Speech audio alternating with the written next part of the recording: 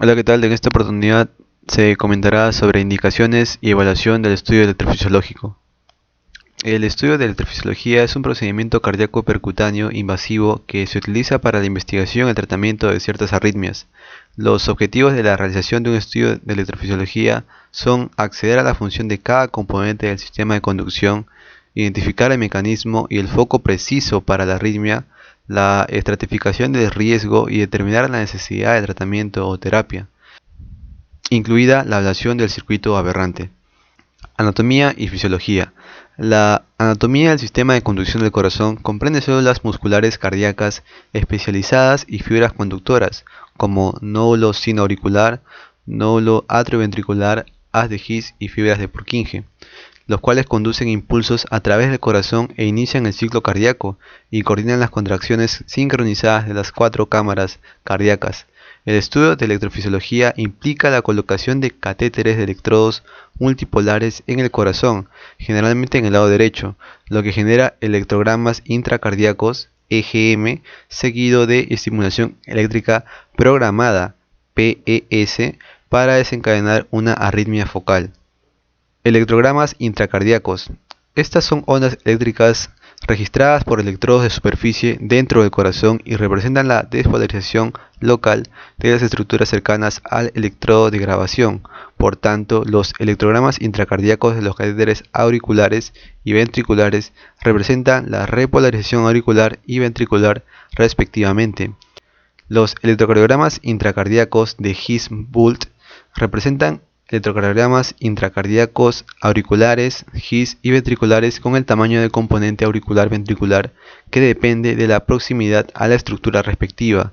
El seno carotídeo afecta tanto a los EGM auriculares como a los ventriculares, siendo la onda auricular de mayor amplitud y las ondas ventriculares más pequeñas, a menos que el catéter avance hacia la rama ventricular. Las grabaciones de electrofisiología típicas incluyen electrocardiogramas de superficie, en particular de las derivaciones 1, ABF, B1 y B6.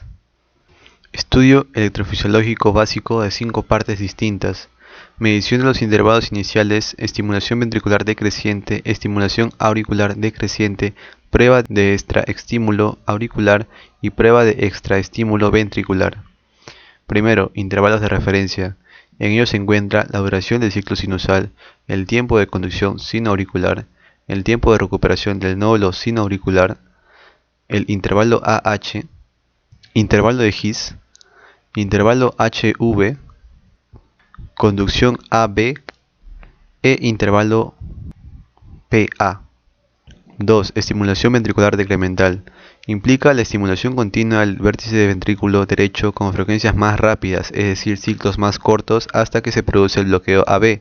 Aquí, los flujos de corriente desde el ventrículo a las aurículas permiten la evaluación de la conducción retrógrada a través del nodo AB y permite la identificación de vías accesorias. 3. Estimulación auricular decremental. Implica la estimulación continua a las aurículas con frecuencias progresivamente más rápidas, ciclos más cortos, hasta que se produce el bloqueo AB. Aquí la corriente fluye desde las aurículas al ventrículo, por lo tanto permite la evaluación de la conducción anterógrada a través del nódulo AB y desenmascara vías alternativas o pistas accesorias. 4. Prueba de estímulo extraauricular. Después de que se registran las ondas de la línea de base, se administran múltiples impulsos eléctricos en un ciclo de duración fijo seguido de un latido prematuro. El intervalo de acoplamiento del latido prematuro se acorta progresivamente hasta que se alcanza el periodo refractario.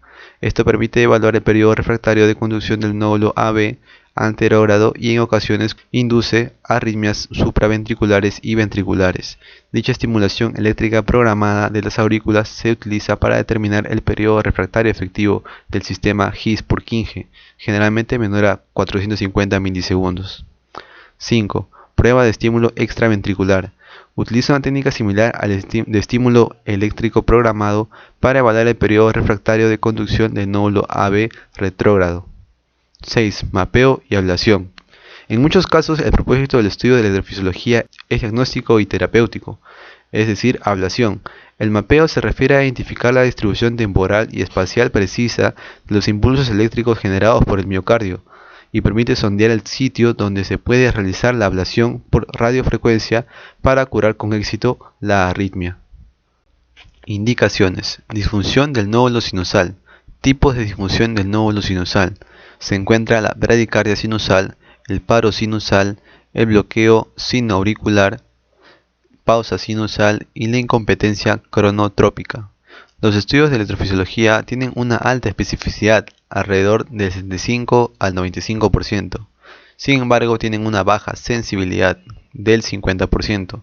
Los métodos no invasivos como el bloqueo autonómico y la prueba de esfuerzo con ejercicio y las alternativas de diagnóstico como los registros de bucle implantables son más precisos y son pruebas menos invasivas con mejor sensibilidad, que pueden ayudar a guiar la colocación de marcapasos y elegir las terapias adecuadas. El uso de estudios de electrofisiología se limita a indicaciones específicas. Los estudios de electrofisiología no ayudan a guiar la implantación de marcapasos, por lo tanto no son recomendables en la estratificación del riesgo de disfunción del nódulo sinusal. Además, no se ha demostrado que la implantación de marcapasos en la bradiarritmia mejore la mortalidad a largo plazo.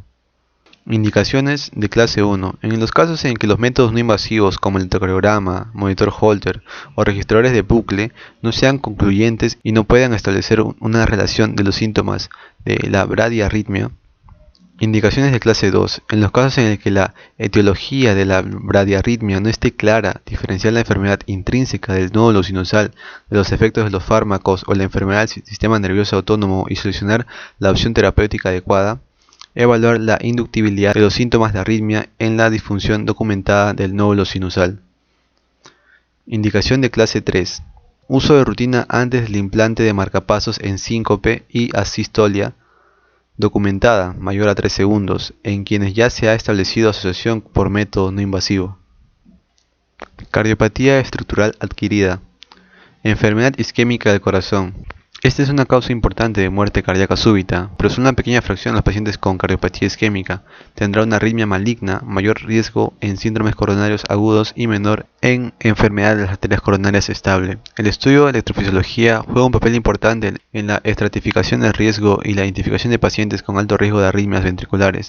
Evalúa las indicaciones de las terapias con desfibrilador cardioversor implantable y ablación con catéter. Enfermedad arterial coronaria estable y con ausencia de infarto de miocardio. Estos pacientes tienen un riesgo menor de arritmia y no necesitan estudios de electrofisiología intracardíacos de forma rutinaria, a menos que las características clínicas sugieran un trastorno de conducción concomitante. Dentro de las primeras 48 horas de infarto de miocardio, síndrome coronario agudo, estos pacientes tienen riesgos de arritmias ventriculares, fibrilación ventricular en la fase aguda y necesitan un seguimiento estrecho con métodos no invasivos durante esta fase. El estudio de electrofisiología no está indicado en esta fase, ya que las arritmias que ocurren durante esta fase no necesariamente se correlacionan con eventos futuros y la corrección de la isquemia aguda es más importante. Post-infarto de miocardio, fase aguda, de 48 horas a 40 días. Durante esta fase, además de la fracción de eyección de ventrículo izquierdo, el estudio de electrofisiología es el único método probado en ensayos clínicos aleatorizados para guiar la implantación de un desfibrilador cardioversor implantable en las fases tempranas, subaguda y remota después de un infarto de miocardio.